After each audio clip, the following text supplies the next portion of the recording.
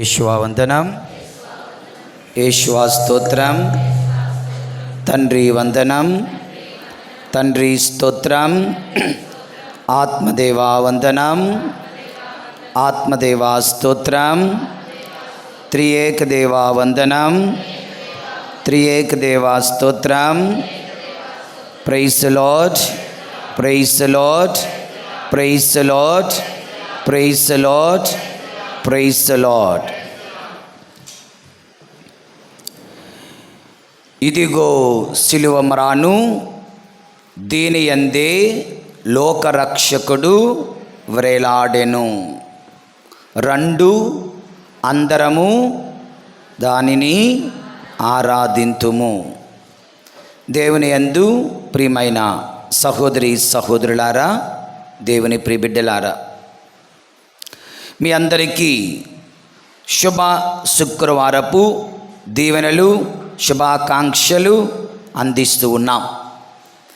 ప్రపంచంలో ఎవరైనా మహానుభావుడు, గొప్ప వ్యక్తి మరణిస్తే that is declared as a black day. అది ఒక చీకటి దినముగా, చీకటి రోజుగా గుర్తిస్తారు. కానీ యేసు ప్రభుని మరణం అది చీకటి మరణం కాదు, చీకటి రోజు కాదు. Not a black day, not a dark day, but it's a good Friday, శుభ శుక్రవారం. ఆయన మరణం మనకు శుభమును తెస్తుంది. ఆయన రక్త ప్రోక్షణం మనకు రక్షణ అనే శుభమును తెస్తుంది, తీసుకుని వచ్చింది. దేవుని యందు ప్రియమైన సహోదరి సహోదరులారా, మరి ఈ రోజున ముందుగా ద మెయిన్ పాయింట్స్, ఆల్రెడీ గడిచిన సంవత్సరాలలో మనము ధ్యానించిన ముఖ్యమైన అంశాలను జస్ట్ ఒక టూకీగా చెప్పి మన ధ్యానాంశంలోనికి మనము వెళదాం. దేవుని యందు ప్రియులారా, ఈ శిలువ మరణం, క్రీస్తు శిలువ మరణం మనకేమి నేర్పిస్తుంది? యేసు ప్రభుని శిలువలో చూస్తుంటే మనకేమి గుర్తుకు రావాలి అంటే, యేసు శిలువ మరణం మన పాపహరణం, మన పాపాలను క్షమిస్తుంది. పాప పరిహారము ఈ క్రీస్తు శిలువ మరణములో ప్రభు మన కొరకు చెల్లించారు. దేవుని యందు ప్రియులారా, రెండవదిగా క్రీస్తు శిలువ మరణం దేవుని అపారమైన ప్రేమకు నిదర్శనం. ప్రభుని సన్నిధికి వచ్చినప్పుడు మనం ప్రార్థన చేస్తున్నప్పుడు, ప్రభువా తండ్రి, నా కొరకై నీ కుమారుని ప్రాణదానము చేశావు కనుక ఇంత గొప్ప కార్యము చేసిన నీవు నా కోసం నువ్వు ఏమైనా చేస్తావు, నేను ఏమి అడిగినా ఇస్తావు. ఎందుకంటే ఇందులో నీ ప్రేమ నాకు కనిపిస్తుంది. క్రీస్తు శిలువ మరణం దేవుని ప్రేమకు తార్కాణం, నిదర్శనం. దేవుని యందు ప్రియులారా, ఎన్ని గడిచిన సంవత్సరాలు ధ్యానించాం, మళ్ళీ వాటిని వివరంగా ధ్యానించడం లేదు. కానీ గుడ్ ఫ్రైడే రోజున తప్పనిసరిగా ఈ ముఖ్య అంశాలను మనం గుర్తు చేసుకోవాలని చెప్తున్నానంతే. రెండవది, ఒకటి పాపహరణం, రెండు దేవుని ప్రేమకు నిదర్శనం. మూడవది, దేవుని యందు ప్రియులారా, క్రీస్తు శిలువ మరణం మనకు జీవాన్నిస్తుంది. మరణమును తీసివేసి జీవమును ఇస్తుంది. అలనాడు మోషే ఎడారిలో కంచు సర్పమును ఎత్తగా పాము చేత కాటువేయబడిన వారు, మరణించినటువంటి వారు జీవాన్ని పొందుకున్నట్లుగా మరణిస్తున్నటువంటి మనము కూడా జీవాన్ని పొందుకుంటాం. దేవుని యందు ప్రియులారా, పాపపు విషము తొలగి నిత్య జీవితమును మనం పొందుకుంటాం ఈ యొక్క క్రీస్తు శిలువ మరణము ద్వారా. దేవుని యందు ప్రియులారా. ఇలా ఇంకా ఎన్నెన్నో అంశాలను గడిచిన సంవత్సరాలలో మనం ధ్యానించుకున్నాం. మరి ఈ సంవత్సరం మన ధ్యానాంశం 2 అంశాలు దేవుని యందు ప్రియులారా. ఒకటి క్రీస్తు రక్తం, 2 క్రీస్తు శిలువ. చెప్పండి అందరూ. క్రీస్తు రక్తం, క్రీస్తు శిలువ 2 ధ్యానాంశాలు దేవుని యందు ప్రియులారా. క్రీస్తు రక్తం, యేసు ప్రభు శిలువలో తన రక్తాన్ని చిందించారు, తన రక్తాన్ని ధారపోశారు. 14 స్థలాలలో నేను మీకు 14 ప్రసంగాలు చెప్పాను. మీరు విన్నారో వినిపోయారో, అర్థమైందో అర్థమైపోయిందో నాకు అర్థం కాదు, నాకు అర్థం కావట్లేదు. దేవుని యందు ప్రియమైన సహోదరి సహోదరులారా, 14 ప్రసంగాలలో ఒక ప్రసంగం 13వ ప్రసంగం ఏంటది? యేసు ప్రభు ఆఖరి శ్రమల చితి, శ్రమల కొలిమి చల్లారుతుంది. యేసు ప్రభు మరణించారు. యేసు ప్రభు మరణించినప్పుడు ఆయన రక్తం, ఆయన బట్టలు ఎవరు తీసుకుంటున్నారు? సైనికులు తీసుకుంటున్నారు. ఆయన రక్తం భూమి తీసుకుంటుంది. ఆయన దేహం సమాధి తీసుకుంటుంది. ఆయన తల్లిని శిష్యుడు తీసుకుంటున్నాడు. ఆయన ఆత్మ తండ్రికి అప్పగిస్తున్నాడు. ఆయన రక్తం ఈ భూమిపై పడింది దేవుని యందు ప్రియులారా. And what kind of blood was that? It was a powerful blood, unblemished blood, నిష్కలంకమైన రక్తము, శక్తివంతమైన రక్తము, ప్రక్షాళన చేయు రక్తము, ప్రోక్షణ చేయు రక్తము, మరణము నుండి, సాతాను నుండి మనలను కాపాడే రక్తము యేసు రక్తం దేవుని యందు ప్రియులారా. 4 వాక్యాలను చదువుకుందాం. యోహాను శుభవార్త 19వ అధ్యాయము 34వ వచనం చదవండి ఎవరైనా. యోహాను శుభవార్త 19వ అధ్యాయం 34వ వచనం. సైనికులలో ఒకడు ఆయన ప్రక్కను బల్లెముతో పొడిచెను, వెంటనే రక్తము నీరు స్రవించెను. యేసు ప్రభువు నుంచి ప్రక్కన రక్తము నీరు స్రవించెను. యోహాను శుభవార్త 6వ అధ్యాయం 54వ వచనం చదవండి దేవుని యందు ప్రియులారా. నా శరీరమును భుజించి నా రక్తమును పానము చేయువాడు నిత్య జీవము పొందు. నా రక్తమును పానము చేయువాడు నిత్య జీవం పొందును, నేను అతనిని అంతిమ దినమున లేపుదును. దేవుని యందు ప్రియులారా, యేసు రక్తం నిత్య జీవం అసుకుతుంది. యేసు రక్తం మన కొరకు ప్రోక్షింపబడింది. మార్కు శుభవార్త 14వ అధ్యాయం 24వ వచనం. మార్కు శుభవార్త 14వ అధ్యాయం 24వ వచనం.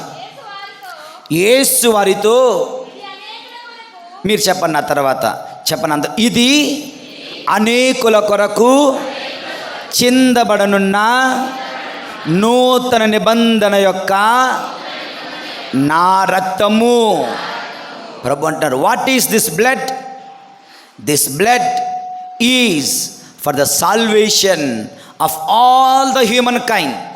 సర్వ మానవాళి కొరకై చిందబడనున్న నూతన నిబంధన యొక్క నా రక్తము అని ప్రభువు తెలియచేస్తున్నారు దేవుని యందు ప్రియులారా. మత్తయి శుభవార్త 26వ అధ్యాయం 28వ వచనం దేవుని యందు ప్రియులారా చదవండి ఎవరైనా.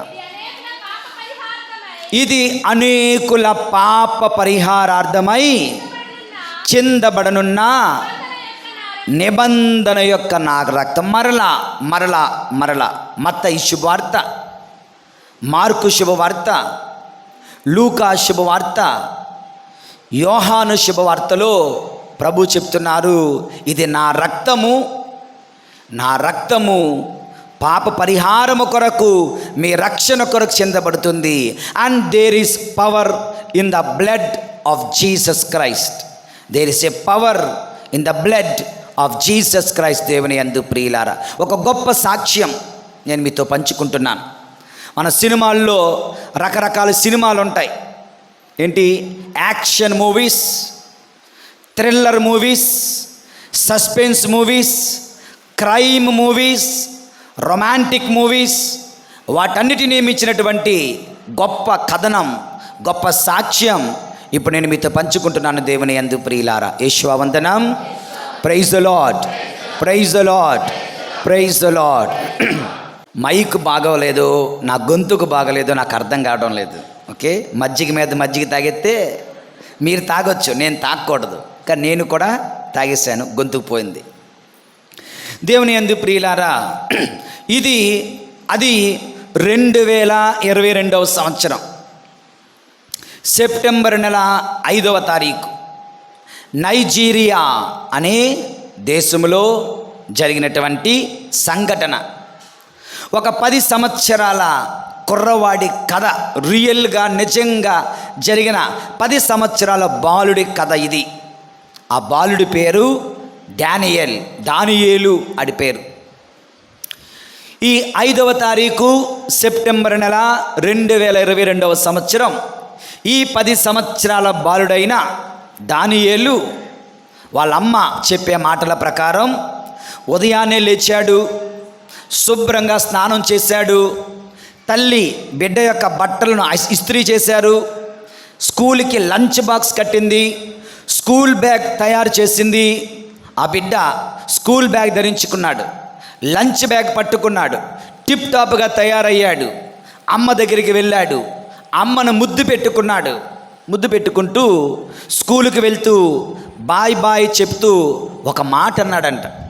ఎప్పుడు ఆ మాట అనలేదు, ఫస్ట్ టైం కొత్తగా ఒక మాట అన్నాడు. ఏమన్నాడంటే, అమ్మా ఈరోజు నా కొరకు ప్రార్థించడం మరిచిపోకు. మమ్మ don't forget to pray for me today. ఈరోజు నా కొరకు ప్రార్థించడం మరిచిపోకు అన్నాడంట. అమ్మకి ఇది విచిత్రం అనిపించి, ఏంటి ఇలాగంటున్నాడు వీడు, ఏమైంది, ఎందుకు ఇంత పెద్ద డైలాగ్ వేశాడు అని అనుకున్నది అమ్మ. పిల్లవాడు స్కూల్కి వెళ్ళాడు, స్కూల్ బస్సు వచ్చింది, స్కూల్ బస్సులో స్కూల్కి వెళ్ళిపోయాడు. అది మధ్యాహ్నం 2:30 గంటలకి స్కూల్ బస్సు వచ్చేస్తుంది. 2:30 గంటలకి స్కూల్ బస్సు వస్తుందంటే అమ్మ 2 గంటలకే బస్ స్టాండ్ దగ్గరికి వెళ్ళి వేచి ఉన్నది ఆ స్కూల్ బస్సు వస్తుందని. ఇంతలో 2:15 అయింది, 2:30 అయింది, స్కూల్ బస్సు వచ్చింది. ఈ పిల్లవాడు దిగలేదు.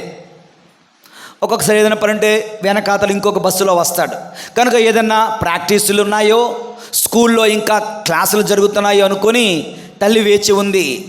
3 అయింది, నెక్స్ట్ బస్సులో రాలేదు. 4 అయింది, తర్వాత బస్సులో రాలేదు. 5, 6 అయింది, ఏ బస్సులోనూ రాలేదు.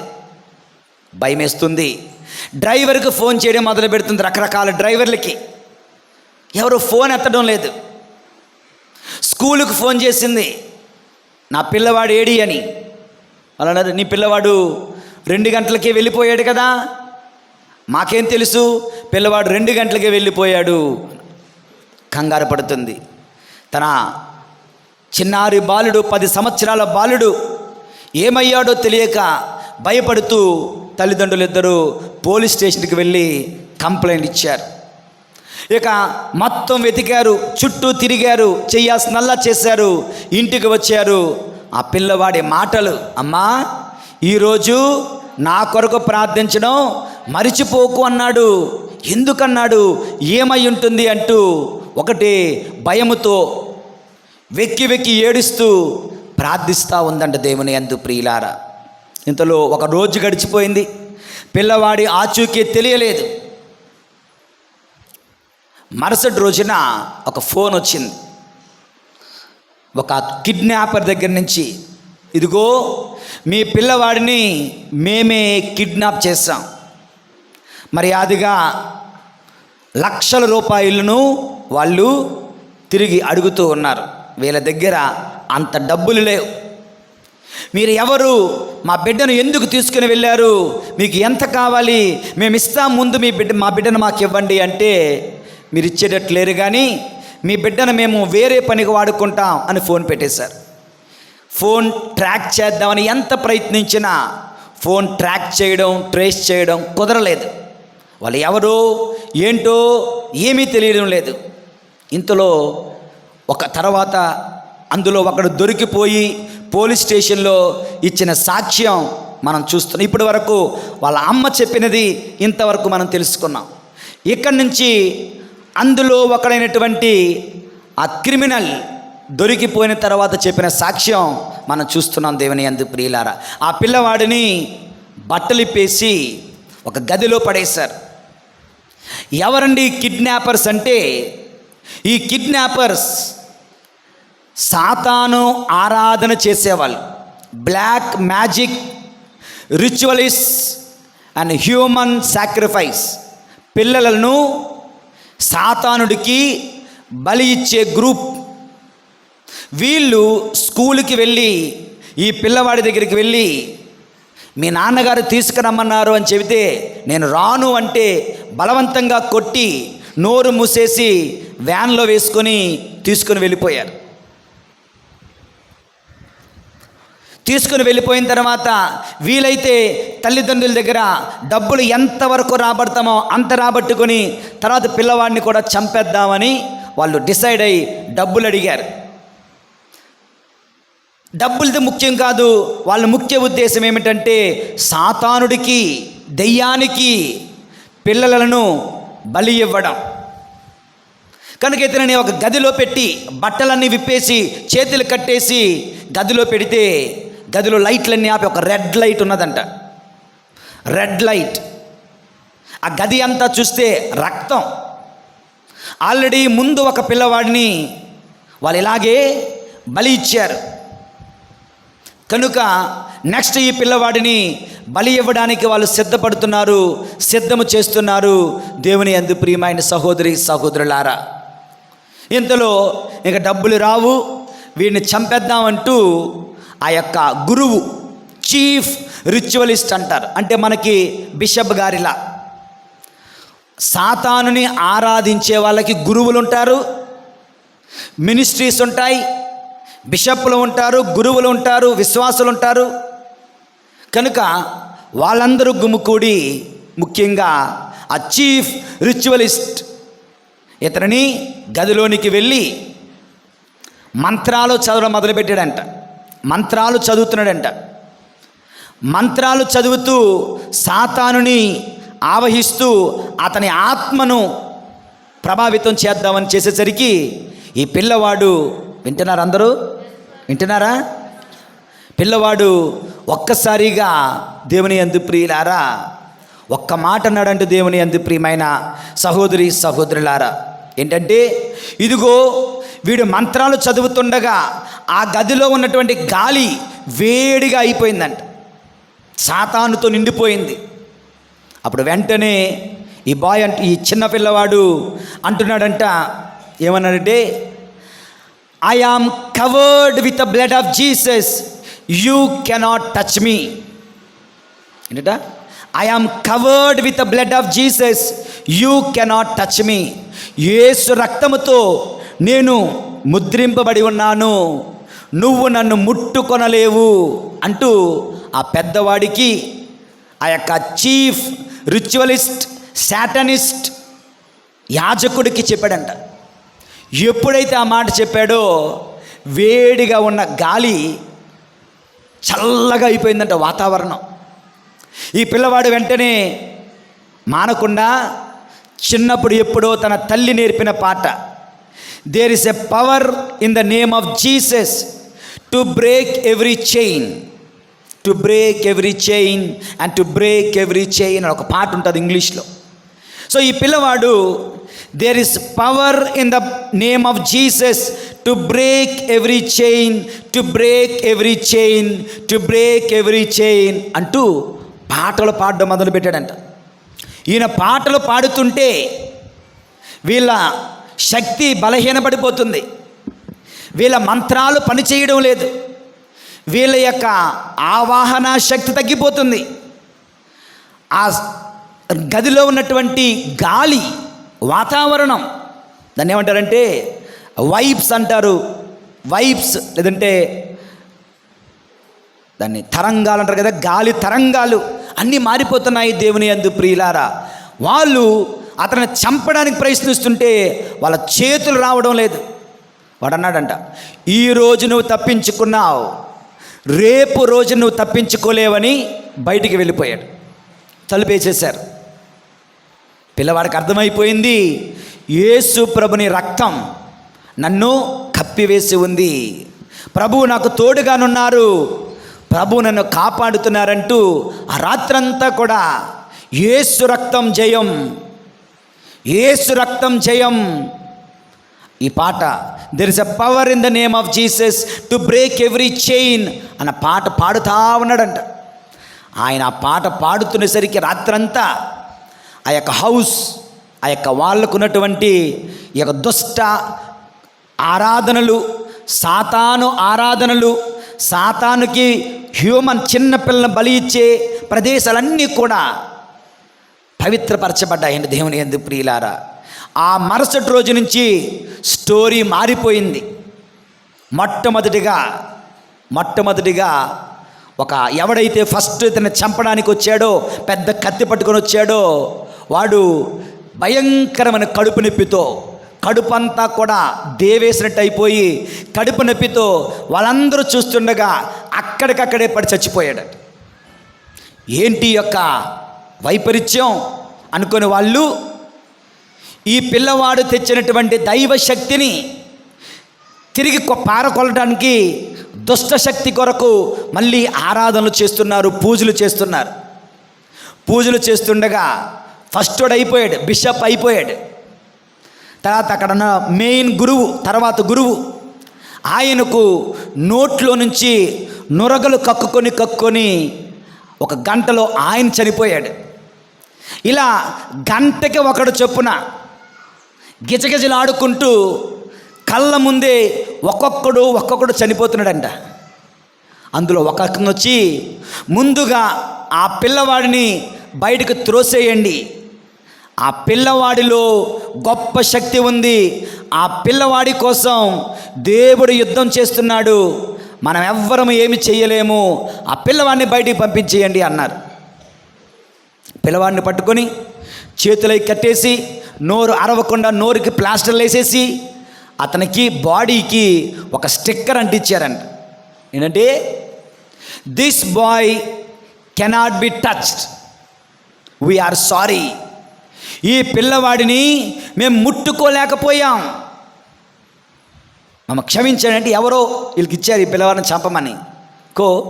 ఈ పిల్లవాడిని మేము ముట్టుకోలేకపోతున్నాం, ఈ పిల్లవాడిలో శక్తి ఉంది, ఈ పిల్లవాడిని ఎవరు ఏమీ చేయలేరు అని స్టిక్కర్ అంటించి వాళ్ళు వెళ్ళిపోయారంట. ఎక్కడో దూరంగా పడేస్తే దేవుడు తన దూతను పంపించాడు.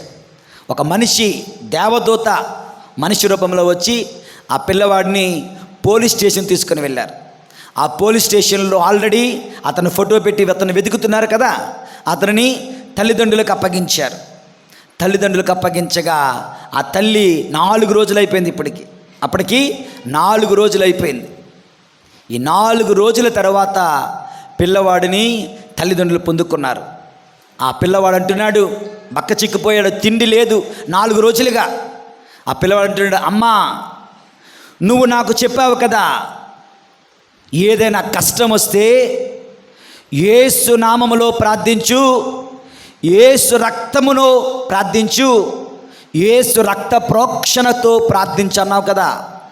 నన్ను వాళ్ళు బంధించిన క్షణము నుండి ఇప్పటి వరకు కూడా నేను యేసు నామాన్ని జపిస్తున్నాను, యేసు రక్తంను నేను కోరుకున్నాను, యేసు రక్తములో నేను ముద్రించబడ్డాను, కనుక వాళ్ళు నన్ను ముట్టుకోలేకపోయారు.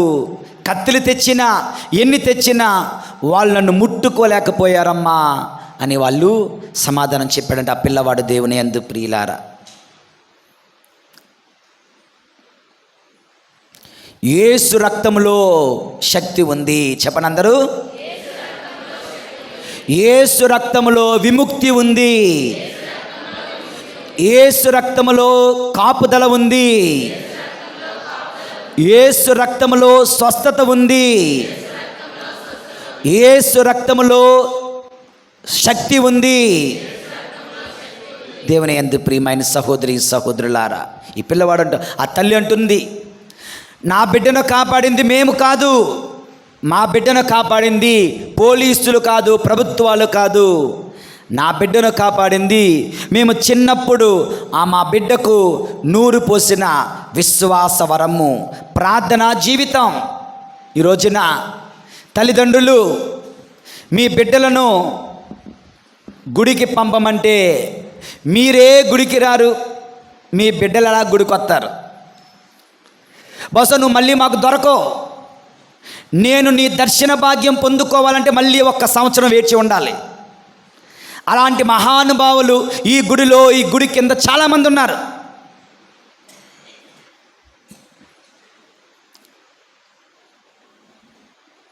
మళ్ళా మీరు మాకు దొరకరు బాబు, అందుకని చెప్తున్నాను. ఈ పిల్లవాడిని కాపాడింది తల్లిదండ్రులు కాదు,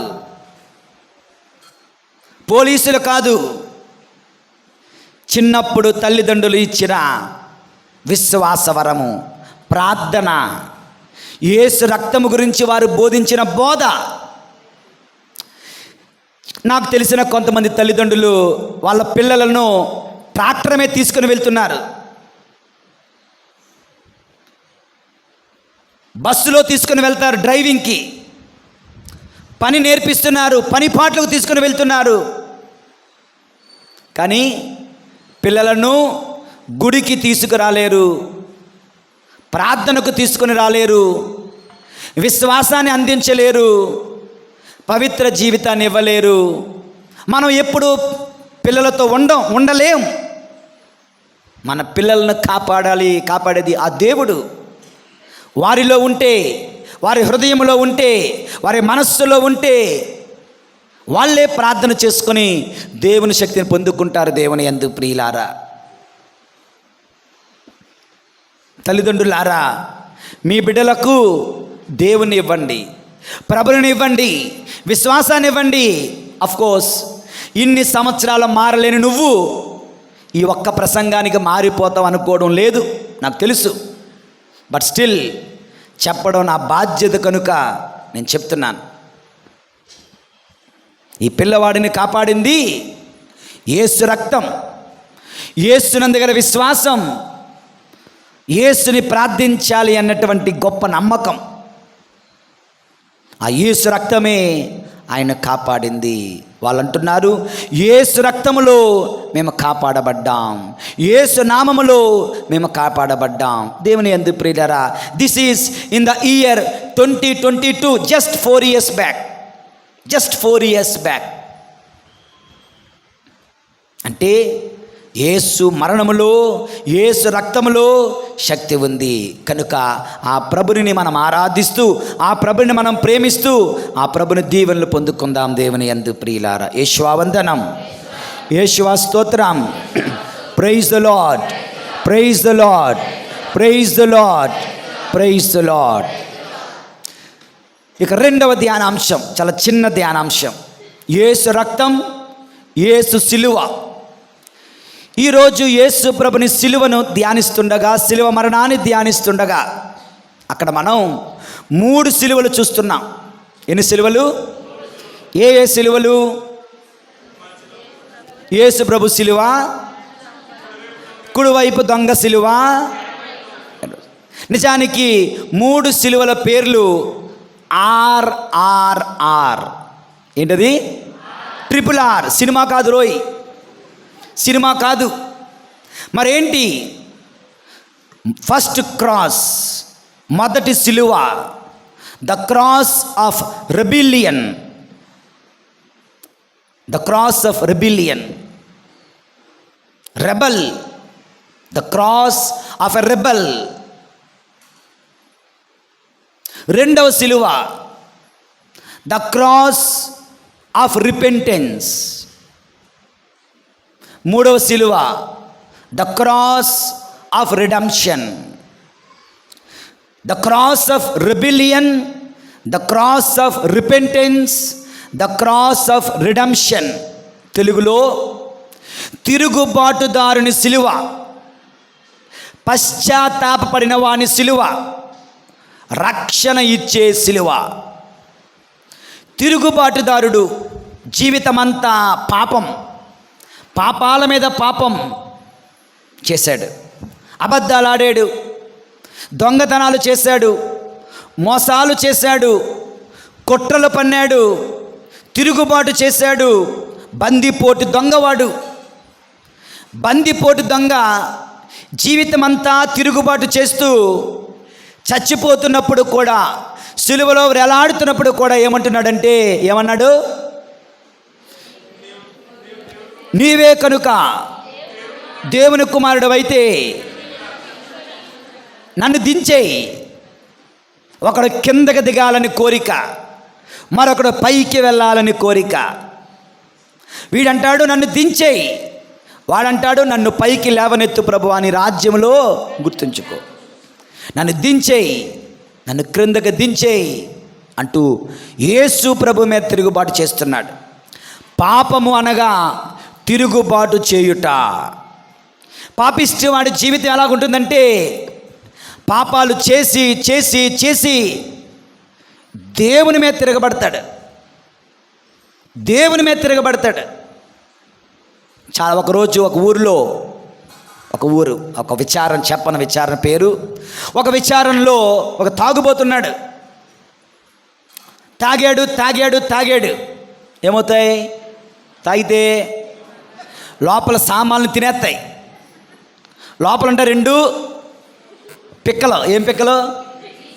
కిడ్నీ పిక్కలా? బీన్స్ పిక్కలు. 2 బీన్స్ పిక్కలు ఉంటాయి, అది పోయాయి. ఇంకో 2 ఉంటాయి, లంగ్స్ అంటారు కదా, అవి పోయాయి.